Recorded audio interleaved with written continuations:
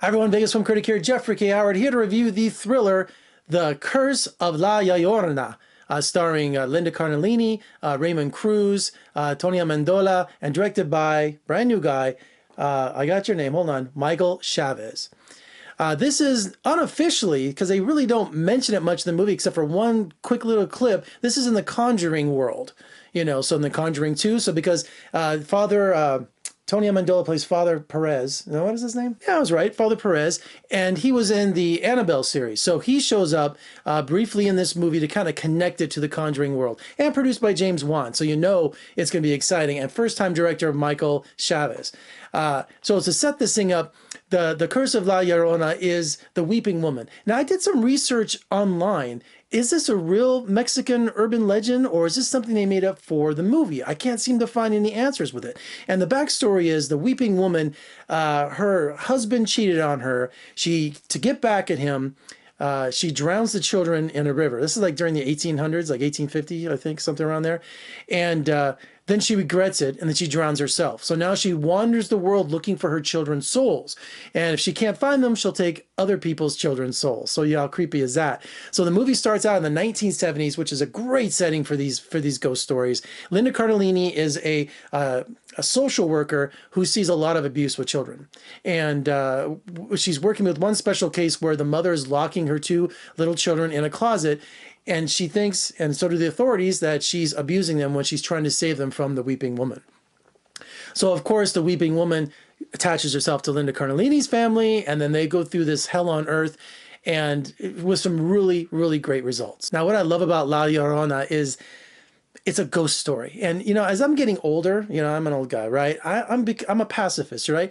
Not that I don't like horror films when it's at the time and place for them, but I really love not only the lower rating, to, you know, because we don't need gore. I want more chills and thrills. And this delivers big time. I swear to God, twice during this movie, and I'm getting them now, I had chills go up my spine. I have not had that happen, I don't know how long. I mean, it went up the bottom of my spine, up to my head, and I just felt these chills.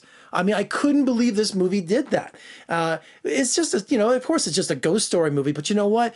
It's this director, just Michael Chaves, man, holy cow, he's got a good eye. And James Wan knows a good guy when he sees him, I guess, because he really gives us a really thrilling ghost story. Now, of course, she jumps out of nowhere. There's reflections, and there's all the standard 101 kind of thriller ghost story, you know, things that they put in the movie. But you know what? It works because Linda Cardellini, especially the two children, I didn't write their names down, but these kids go through such intensity. You know, and when you make movies, you know, you shoot these things 15 hours a day and you do multiple takes, they take hours. But these kids remain with their energy and the consistency that you believe they're seeing the Weeping Woman. You believe that they're being dragged across the floor and screaming for their life. So this is a real throwback 70s thriller, and I just really liked it. I just love the mood. I love the story about it. I love the Weeping Woman just walking around in that wedding dress, being all nasty. And of course, the great Raymond Cruz is back. And what I love about Raymond Cruz, I didn't write his name down, but he is kind of like an ex-priest. He left the church, but he didn't leave God.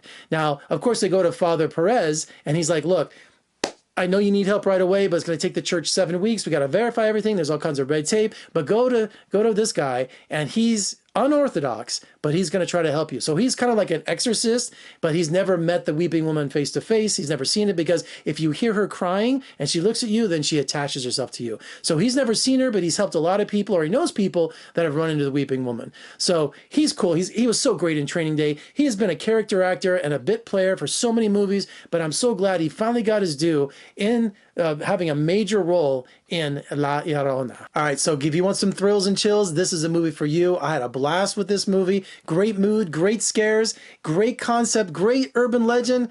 This was a good time. This was a really good time. So make sure you check out The Curse of La Llorona. Yeah, I had to learn how to say that like 10 times. All right, for more reviews and interviews, just surf on over to my website at vegasfilmcritic.com. Check me out on social media, Facebook, Twitter, Instagram. And if you're watching on YouTube, what did you think of La Llorona? You know, were you scared? Did you get chills like I did? I'd love to know what you thought. So make sure you come back on my YouTube page, leave me a comment. Also, give me a thumbs up and subscribe. I'm Jeffrey K. Howard in Las Vegas. Thank you for joining me. I'll see you next time.